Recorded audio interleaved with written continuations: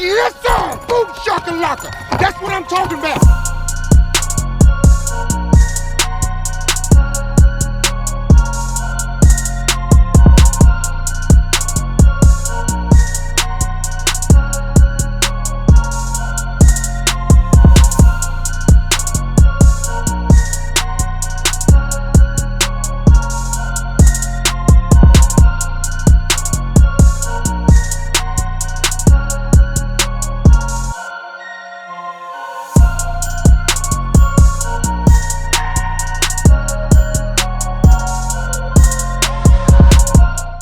You know what we say, boom shakalaka, baby. Yep. You know what we say. Fresh off the lake. Fresh off a top 25 finish on Kerr Lake this weekend. 13 pounds, 4 ounces is what I ended up with. And I got to tell you, we are going to title this video Redemption because I feel like that's what this was for me. Now, I'm not going to lie, the lake was fishing phenomenal. I mean, everybody caught fish. But for me personally, coming off of last year where I zeroed on this lake twice, yeah, it's a little bit of redemption for me. And I got to tell you, I'm ecstatic with how things went. Top 25 finish, and I'm not going to lie to you, I was dialed in to the fish. Dialed into them. I knew what was going on. I knew how to catch them. But we got a lot to get into. Because I did catch them on tournament day, but not the way I thought I would. So let's dive right into it. Where do we even start at? Let's start at practice. I had 3 days of practice for this tournament. 3 days. And I determined I needed every single one of those hours I spent on that lake practicing. Because every single hour I was out there, I figured it out a little bit better. But to be entirely honest with you, my first day of practice, I went 4 hours without a bite. 4 hours.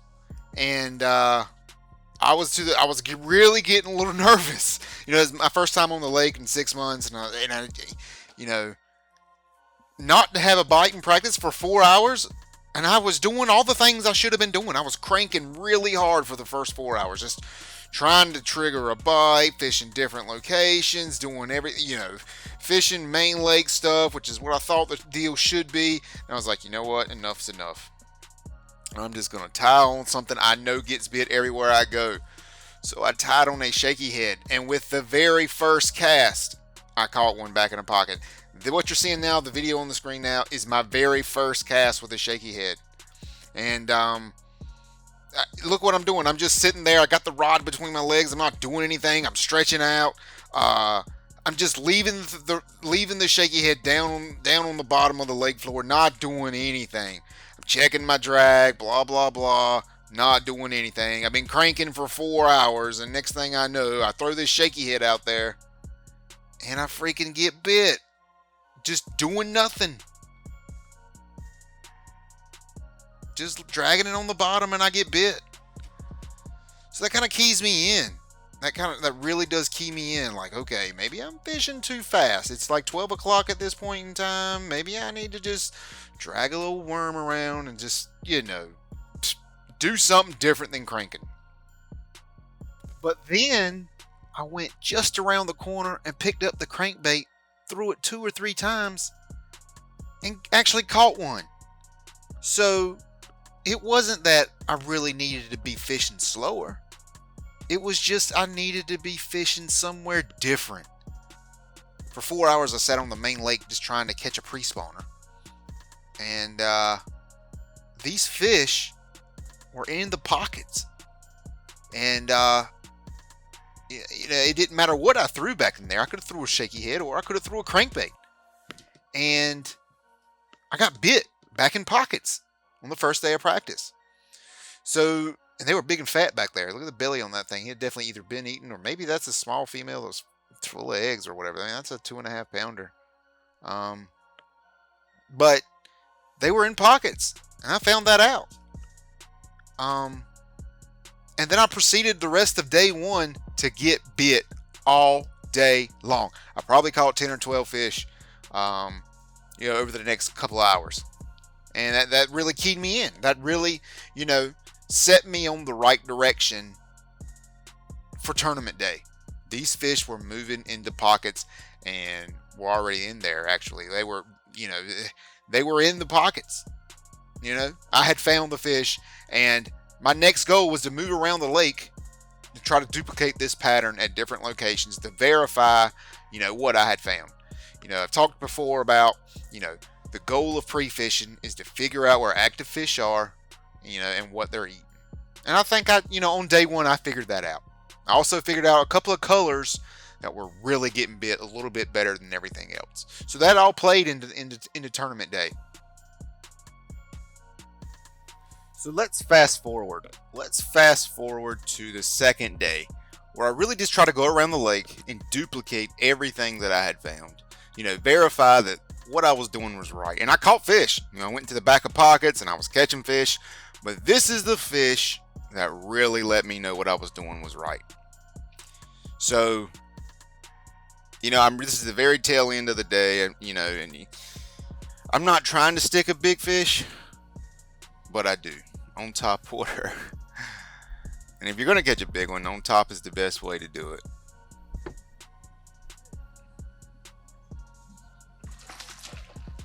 There was a guy to my left, and I didn't want him to know I just stuck a big 5-pounder. And this fish did actually weigh 5.5. Nice one. What's that? Way back in the pocket. And this was Thursday. And I hated to stick a big fish, but at least it was Thursday, not Friday. And look, this fish was on a bed for sure. You know what we say when we catch them like this, don't you? You know what we say. Boom shakalaka, baby. Golly, that's at least 5. She's got to be about to spawn. She's all red. She's red. Her tonsils are red. Top of her mouth is red. That's a fish right there. So that let me know. Medium-sized bass were in the backs of pockets, and the big bass were in the backs of pockets. I had caught a bunch of 2-pounders in pockets, and now I had just caught a 5 in the back pocket. It let me know on Thursday I'm on the right path here. What I'm doing is correct. And I was kind of excited. I was on fish. I was on a good pattern. In my second day of practice, I had 16 pounds. Easy 16 pounds because of that 5-pounder. But I did, I decided to go back out to a main lake point one more time. And I wanted to see one more time that there's gotta be some fish out on the main lake stuff somewhere. So I went back out there one more time and I stuck a 3-pounder, probably closer to 3.5. And then the light bulb went off. But here's that fish.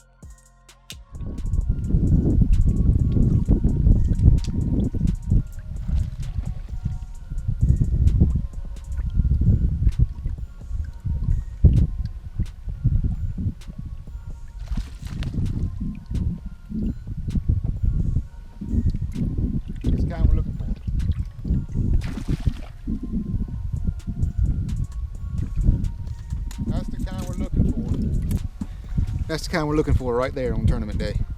I mean, main lake point. What I had determined was these fish were setting up, and I could catch them one of 2 different ways. Number 1, right on the points that lead back into a little spawning pocket. And if you targeted those areas and if you found the right main lake point that leads into the right pocket, you could catch fish in 2 of the 3 phases of the spawn.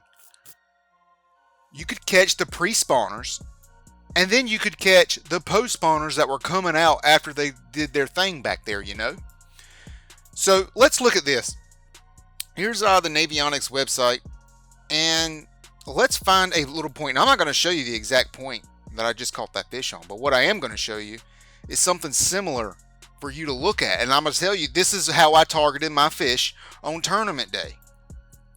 I wanted to target main lake points that led into pockets, and I could target those main lake points at first thing in the morning, and then 10 o'clock or so, move back into those pockets and finish out my limit, and hopefully catch a big one first thing in the morning. So let me find a good point here that kind of leads back into a pocket, give you an example of what I'm talking about. Let's see, right here. This is not bad. See, this is a main lake point here. Kind of comes out just a little bit. Look at this right here. There's kind of two right here. And this one leads right back into a couple of pockets, 3 pockets. So these fish are migrating from here back out again, and from here and back in. So if I targeted a point like this and moved in, you're going to be able to catch fish moving in and out of these pockets. Same thing with this. Same thing with these points here. See how they come right? Look at this big point. See how they move right back into these pockets? Fish are going to be migrating. These are kind of like transition points. So I looked at my graphs and I studied my graphs. I studied them hard. I was trying to find points that are similar to what I had found in practice, and I wanted to target those in tournament day. So now moving on to our last day of practice. I only practiced for half a day. I felt confident enough that I didn't need to fish too much. I felt like I knew what the pattern was and knew how to catch them. I had caught them a couple of different ways. But I did go fishing for half a day just to verify that, hey, the fish are still in these pockets. You can come in here and you can target them. I've caught 2 or 3 in practice and moved along and, kind of started focusing on tournament day and got everything prepared, got everything ready to go and for Saturday morning. So that takes us into tournament day. And I tell you, it can never be simple. It can never be easy. It's always something with one of these BFLs. It's either a fog delay, some sort of weather. It's something that takes away time in our tournaments. And this time, the first BFL of the year on Kerr, it was a thunderstorm. Put the boat in the water, looked at the radar, and there was just a big, giant thunderstorm coming our way. It's going to dump a lot of rain, and it wasn't the rain that was the issue. It was the lightning. There was several strikes of lightning, hit pretty close to where we were. And, rain is one thing, cold is one thing, snow is one thing, but lightning is a completely different beast. And the tournament director made a decision to delay the start of the tournament until the storm passed over, which was the right call to do. We actually took shelter in a boat dock close away that had a shelter in it. And another angler allowed me to kind of stand on his boat while we waited the storm out and just got out of the lightning. I was super grateful for that. It was the right decision to delay, but again, we don't get that time back. The blast off was delayed 30 minutes, and for a guy just needing every minute available to try to catch a fish, I hated that. It was kind of starting the tournament off on the wrong foot. But with that being said, we were in the third flight, which means that we got 30 extra minutes of time to fish. Third flight didn't have to weigh in until 3:30, so we actually fished the tournament from 7:30 to 3:30. So we got our full 8 hours anyway. But again, it's always something, man. It's always something with these tournaments, whether there's fog or weather or just something that takes time away. So it wasn't a great way to start, but hey, luckily we didn't get hit by lightning, I guess. So we blast off, and I run immediately to my main lake points that I had found fish on. And I had anticipated, kind of cranking, just working the trick worm, whatever. But the weather was so nasty. We just had a thunderstorm roll through. Wind was howling pretty good. And these points had the wind blowing right on them. Now, the video doesn't do it justice, but it was a lot rougher out there than it looked. I was a little bit protected here where I am right now, but you can clearly see the wind is blowing on this point here. And then I say this to myself. It's too nasty not to throw a spinnerbait. And it was just perfect spinnerbait conditions, which means nasty. Gray, overcast, winds blowing, main lake points, rocky banks. It's perfect. And I was super nervous, really, really nervous, until I finally got my first bite right there. And I get this fish in. Now, he's a line burner, 14.5 inches, but he was a keeper. And for a guy just looking to get points and looking to build some confidence, this was a very important fish. And it comes on a bait that I hadn't really thrown that much all week because I didn't have any confidence in it. And I didn't have confidence in it because I didn't catch anything on it. And I didn't catch anything on it because the conditions weren't right for a spinnerbait while I was there in practice. But given the conditions on tournament day, it was the best thing that I could have been throwing.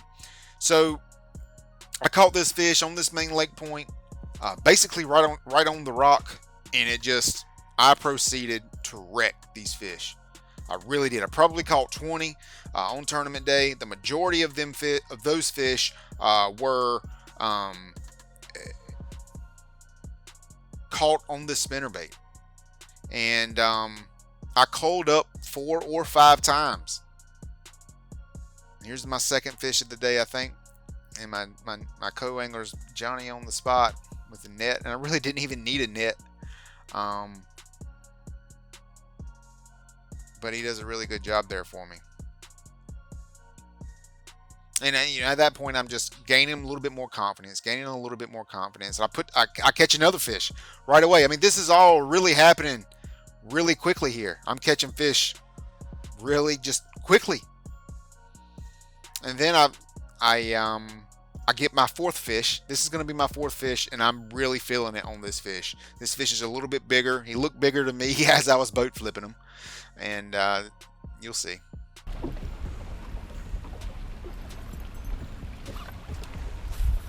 Yeah, big one. Yes, sir! Boom shakalaka! That's what I'm talking about! Now, I know I get excited. I get really excited. But it's just such a relief for a pattern and practice to pay off like it did. So sitting with 4 fish in my box, and working on a decent limit, an okay limit at this point. I've got several fish in there that need to be culled out and I need to get rid of, but I have a limit. I have points. I'm gonna, things are gonna be okay. And I'll go back to what I had caught him on in practice, which was a crankbait. And you can look at this video and you can see I'm still on this main lake point, hammering on it. I'm bouncing between 3 different points here, actually 2 at this time. I'm bouncing back and forth between them, giving them a break, and then I finally pluck one here off of it. And this is another decent fish. This is a really good, solid keeper. These are tournament quality fish. Come on, baby, don't jump no more. Don't jump no more, baby. Don't jump no more. Come on, triple grips. Yes, sir! Boom shakalaka! That's it. Again, I know I get a little excited, but you know what? There's a lot that goes into these tournaments. I mean, it's a lot of pressure, and for it to pay off for me like that. And I don't have much weight at this point in time. I really don't. But I do have a limit. And to get a limit as early as I got a limit in this tournament, it really settles you down. And it really allows you to focus on, okay, what do I need to do now to catch a bigger fish? I need better quality. What do I need to do now? It allows you to focus on those kinds of things. And you don't have to worry about finessing with a trick worm just to get bit. So I settled down drastically. This probably was all done. I had my limit by, I think, 10:30-ish, something like that. So in a matter of a couple hours, I got a limit. Maybe 3 hours, I got a limit. And then I just kind of went big fish hunting the rest of the day with that spinnerbait. Now listen, though, I wasn't the only one catching fish now. My co-angler ended up with 4 fish too, and just under 8 pounds, I think, 7 pounds and some change, something like that, maybe 7.5 or so. But he actually caught some too. He caught quite a few. I was certainly not trying to backboat him in any way. I might have accidentally a couple of times pointing the boat right at that rocky point, but he certainly caught fish. And so we're actually at several points here actually doubling up. And I think that's about to happen right here in this clip. I think he's hooked up right here.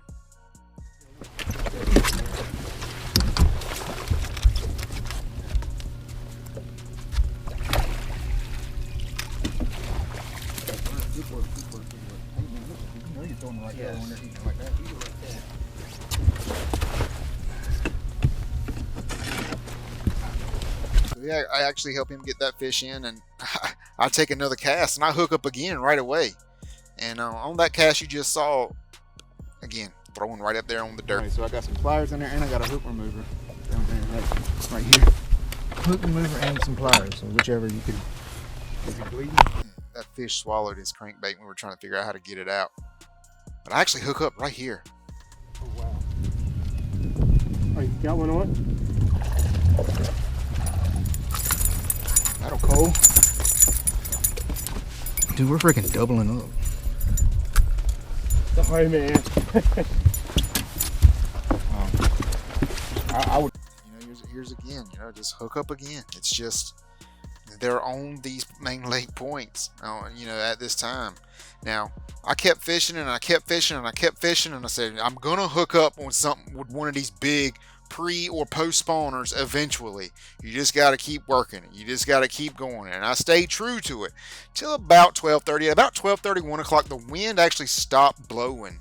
And I was like, okay, it's pocket time. It's pocket time now. I stayed out here, all day pretty much so far, and now it's time to move into a pocket, try to catch a spawner, or just try to go somewhere where I can catch a bigger fish. And I did. We went back into a pocket. It started raining pretty heavily. It was raining off and on all day, but it never came for me. I actually never got that big kicker fish that I needed in order to move me to the top of the leaderboard. So it is what it is. I found a pattern. It worked. I stuck to it for most of the day. I stuck to it until it kind of went away. Like I said, it kind of went away between 12:30 and 1 o'clock. And, when the wind stopped blowing, that bite went away. And I stayed true to it. I just couldn't find the big fish, that big kicker fish that you desperately need on Kerr Lake in these tournaments. I couldn't find it. But I got to say, I'm extremely happy with the way things went down. I finished in 25th place. And like I've been saying this whole time in my preview video, for a guy that has zeroed on this lake twice last year, for me to come back, I kind of, redeemed myself a little bit. And I know I didn't finish in the money. I finished, I think, 6 or 7 ounces off the money spot. I think it took 13 pounds 9 ounces, and I had 13 pounds 4 ounces, so 5 ounces I missed the check by. And it sure would have been nice to get my entry fee back. It sure would have been nice to catch that 7-8 pounder that I really, really was looking for and to win the tournament. But it didn't happen. Like I said, I caught fish all day long. I coiled up at least 4, maybe 5 times. And practice paid off. I spent 40 hours on Kerr Lake, and I needed every single one of those. And as I said earlier in the video here, every hour I was there, I figured it out a little bit better. But fishing these tournaments is more than just about winning them and winning money. It's about developing as an angler. And I can 100% say I developed as an angler last week. I got better on this lake.